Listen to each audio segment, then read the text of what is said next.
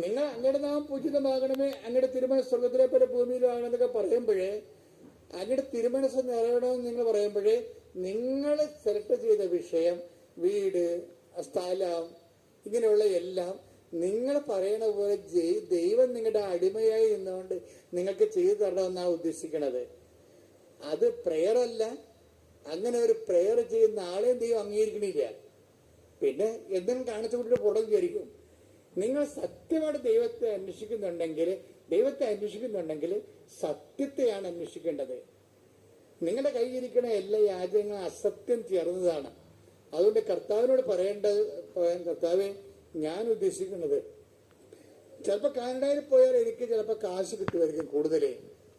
കാശ് കിട്ടി ഞങ്ങളുടെ വീടൊക്കെ ഒന്ന് കാശ് കിട്ടിയാൽ മലയാളി ഉടനെ ചെയ്യണത് എന്താണ്? വീട് പൊളിക്കും.